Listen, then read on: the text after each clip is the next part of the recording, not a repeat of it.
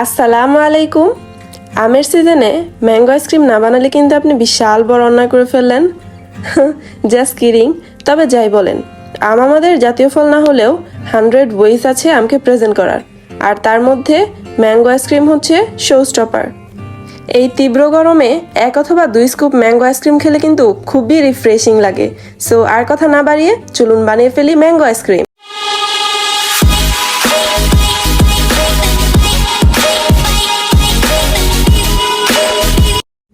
আইসক্রিমটাকে বানানোর জন্য আমি এখানে হুইপড ক্রিম নিয়েছি 1/2 কাপ।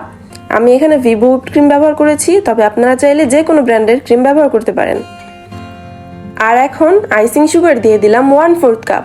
এবার একটা ইলেকট্রিক বিটার দিয়ে সব কিছুকে ভালোভাবে মিশিয়ে বিট করে নেব 4 থেকে 5 মিনিটের মতো। আর আমি কিন্তু এখানে ঠান্ডা হুইপড ক্রিম নিয়েছি, মানে ক্রিমটা একেবারে বরফও থাকবে না, আবার রুম টেম্পারেচারেও থাকবে না। আমরা যেহেতু এখানে ম্যাঙ্গো ব্যবহার করব, তাই চিনির পরিমাণটা ডিপেন্ড করবে আপনাদের ম্যাঙ্গোর সুইটনেসের ওপর। আর সাথে বলে রাখছি, ভিভো ক্রিম নিলে চিনির পরিমাণ একটু বেশি দেওয়ার ট্রাই করবেন, কেননা অন্য ক্রিম একটু সুইট হলেও ভিভো ক্রিমে মিষ্টির পরিমাণ তুলনামূলক একটু কম থাকে। আর প্রথমে বিটার স্পিডটা কিন্তু লোতেই থাকবে। Is there anyone that's look like you with a softer soul and sweet as mine?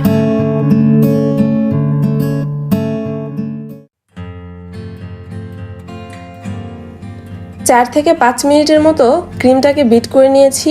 এবার ম্যাঙ্গো পিউরি দিয়ে দিব 1/3 কাপ বা 65 ml। আমি একটা মাঝারি সাইজের আম আঁশগুলো ফেলে দিয়ে ছাঁকনি দিয়ে ভালোভাবে ছেঁকে নিয়েছিলাম। আর সাথে অরেঞ্জ কালারটাকে একটু প্রমিনেন্ট করার জন্য অরেঞ্জ ফুড কালার নিয়ে নিয়েছি 1/2 চা চামচ। ফুড কালারটা অপশনাল, ইভেন না ইউজ করাই বেটার। এখন সব কিছু আরও 2-3 মিনিট বিট করে নেব। আর হ্যাঁ, আপনি যদি আমার চ্যানেলে নতুন হয়ে থাকেন, please don't forget to like, comment, subscribe and share to your friends and family. আর যদি অলরেডি সাবস্ক্রাইব করে থাকেন, তাহলে আপনাকে অসংখ্য ধন্যবাদ। আর সবশেষে সুন্দর মাইল্ড একটা ফ্লেভার অ্যাড করার জন্য আমি এখানে মিল্ক পাউডার দিয়ে দিলাম 2 টেবিল চামচ। আর এবারে লাস্টবারের মতো পাউডার মিল্কটাকে মিশিয়ে নিতে হবে যাতে কোনো লাম্পস না থাকে। আর বিট করার পুরো সময়টাতে সাইডের ক্রিমগুলোকে মাঝখানে এনে দিতে হবে যাতে সবকিছু প্রপারলি মিক্স হয়। আইসক্রিম কিন্তু রেডি হয়ে গিয়েছে, চলুন থিকনেসটা একটু দেখে নেওয়া যাক। পারফেক্ট। এবারে যে বাটিতে ফ্রিজিং করব সেটাতে নিয়ে নিলাম।